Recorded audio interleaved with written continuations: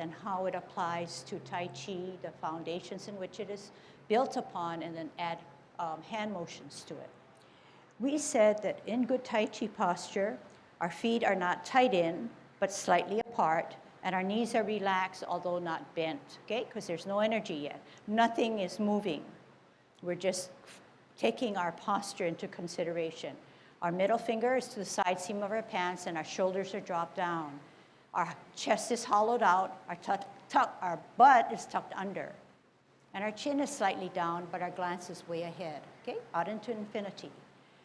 When we want to make a T stance, we put all our weight on our right foot. So can you bear down or root down on your right? The weightless foot now then turns to become a letter, capital letter T. The advancing foot, which is the left foot, should have hardly any weight. Therefore, the right foot should bear that weight by flexing down on its knee. If you're up like this, and you can be like this with me, you can almost, I can almost guarantee that you have too much weight on your left foot. But once you drop your right knee, your foot now becomes weightless, okay? So this is a safety measure. Hands at our waist, making sure that we have good Tai Chi posture and our cable is keeping us straight up. We said that we want to come to an L stance. It's out and to the side, and not just out, on our heel of our left foot. Here we go. Out and to the side on an L stance. Weight still on the right foot. Bring that energy up, across, and around and towards the front, and 50-50 bow stance. Here's your bow, and here's your arrow. Sit back on an imaginary stool, not bring your back forward, but sit down on an imaginary stool to alleviate the weight of the front foot. Pivot now, parallel to the line of the floor or on the line. Root down, this is the capital letter T. We repeat ourselves and then go into an L stance. Turn the hips and waist, bow stance. Is your knee not beyond your toe? It should not be. To keep good Tai Chi posture, your knee and your toe should be in line. And your bow in the back, your arrow in the back should be straight but not locked in. Sit back on your imaginary stool to alleviate the weight on the right. Pivot, firm down. Bring it into a T. Bring it out into the side on an L. Move the hips and waist. Turn, flatten down, bow stance. Sit back, sit down. Pivot, turn, root down, T, out into the side, L, turn, flatten down, bow stance. Sit back, sit down, pivot, firm down, T, L, turn the hips and waist, bow stance. Sit back, sit down, pivot, firm down, T, out into the side L, move that energy, turn the hips and waist, bow stance. Sit back, sit down, pivot, T stance, okay? For the most part, people are good listeners. They're trying to make their feet move in the way that is precise and how I want it. I just want to caution you that you may have to adjust the span in which you're taking and make it more comfortable for you, okay? So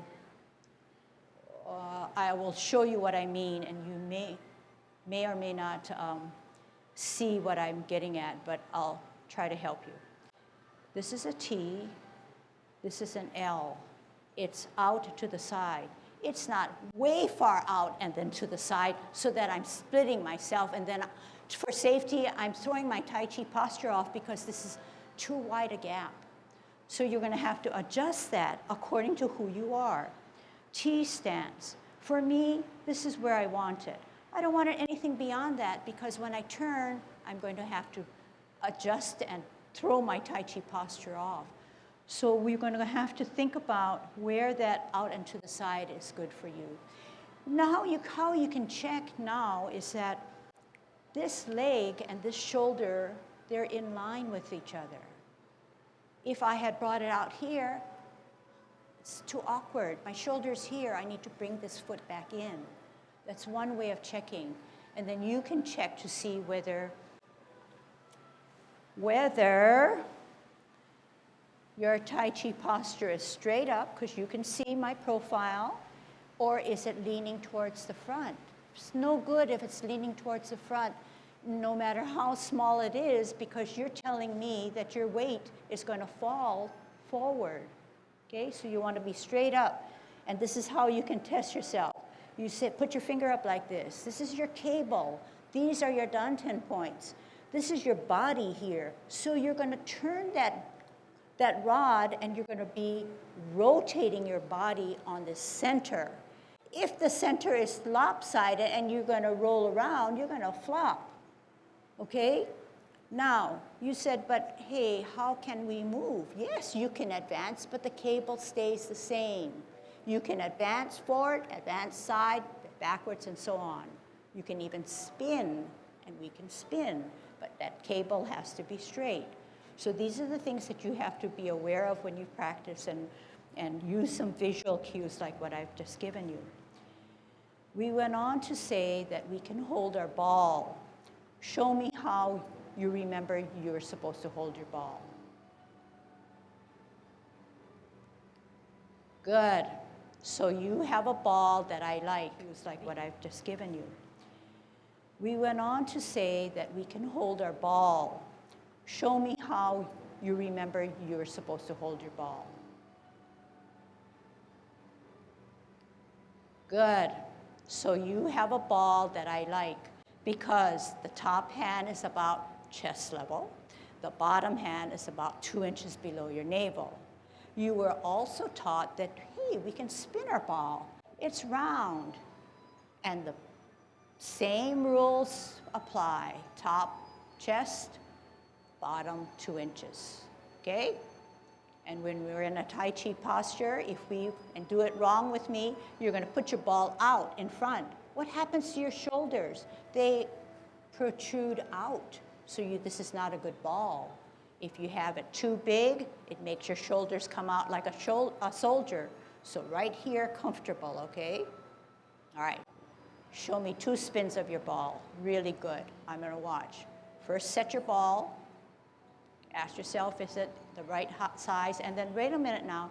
You don't want to be out like this holding your ball. You want to bring in, because this is a safety measure. You want to be able to center your body.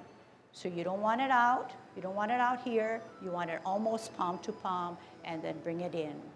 So just like your feet, your arms cannot come out beyond your shoulders. They need to come in, okay? And that's how you get relaxation.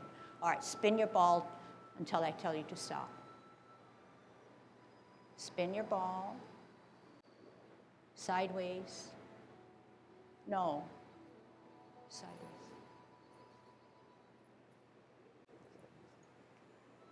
Okay.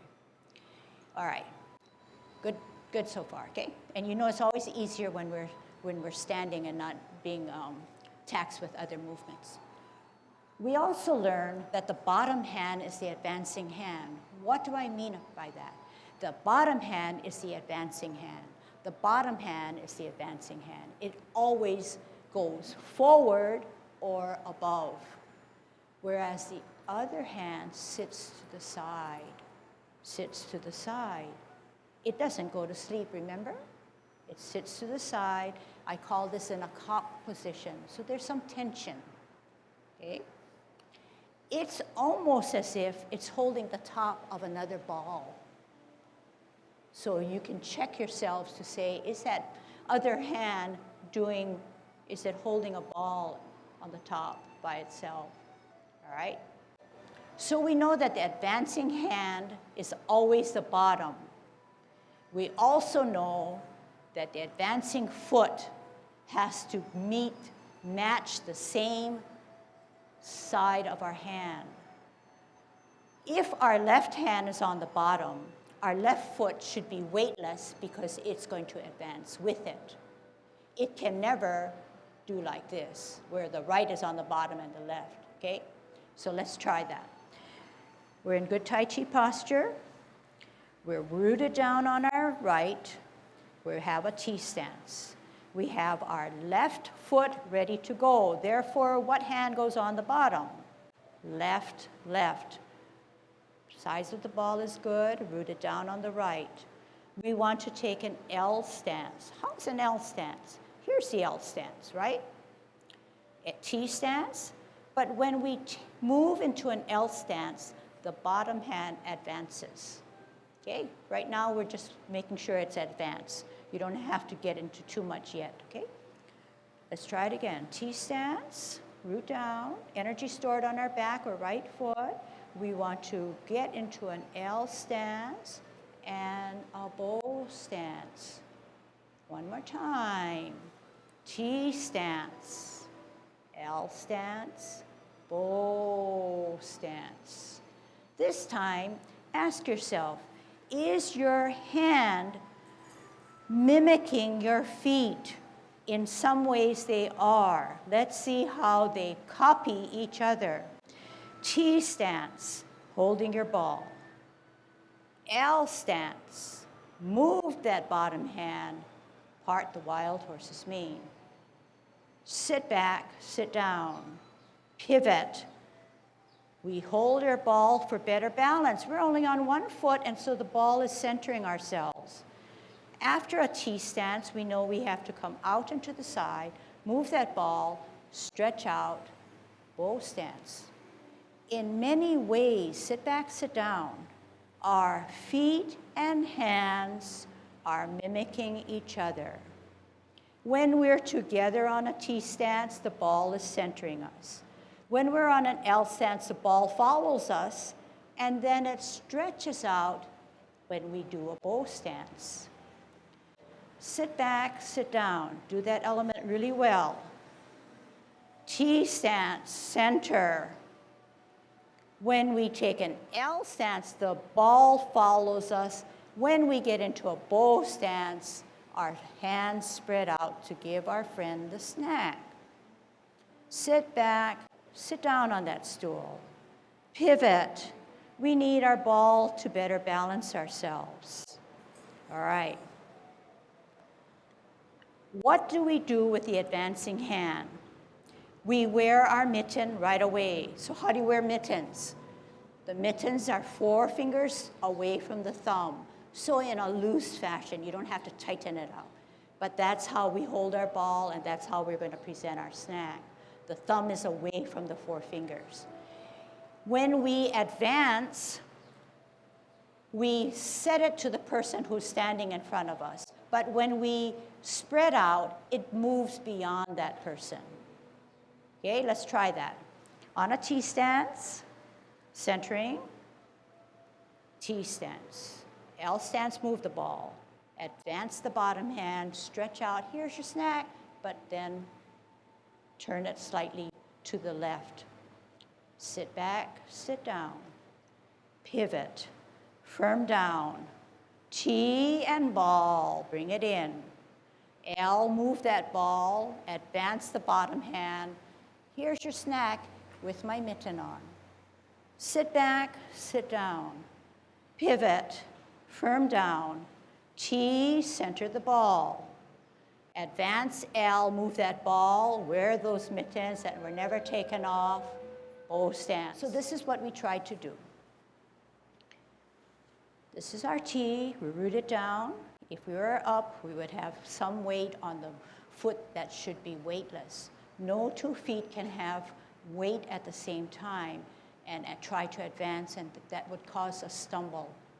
Once we know that there's a weightless foot, this foot can then come out. This goes with walking. If you want to get to the tripod there, how are you going to move? You're going to shuffle and fall. Whereas if you kept your weight all on one foot, you can advance and come down. And we never think about that because that's how we walk. But sometimes when we're in a rush, we're not thinking, we have 2 weighted feet, and we fall, okay?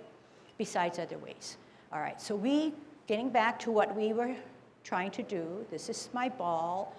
Okay, and I don't hunch over it. I keep my Tai Chi posture because I remember that rod. I bring it in. So I said it was palm to palm, but it's slightly more than palm to palm. I'm wearing my mitten, right? This is my T stance. I'm rooted down. All my energy is on my right. I want to take an L stance. I move my ball. I want to get into a bow stance, and I present the snack there, and I come out. To test whether I'm stretched out far enough from the tip of your front hand to the tip of your fingers to the tip of the other hand's fingers, you should be able to make an imaginary diagonal. So sometimes this is referred to as a flying diagonal. If we know that well and we can visualize an angle or a diagonal, this would not work. But it has to come out this way so that the line could be drawn, okay? So these are some visuals and some cues that you can latch on to check your posture. All right, let's try that really fast, okay? So we don't forget. T stance, holding your ball. L stance, move that ball. Flying diagonal. Sit back, sit down. Pivot, firm down. Bring in that ball for balance. L stance, move the ball. Stretch. Do you have your diagonal? This time I'm going to ask you to check your posture. And everybody's good at checking themselves. T, L, bow stance. Is your knee in line with your toe? If it's not, pull it back, because you're going to fall. Do you have your diagonal?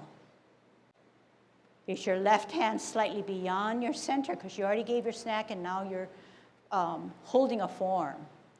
Sit back on your stool. Where's your stool? Sit that okole back on the stool. Pivot. T and ball. L and ball.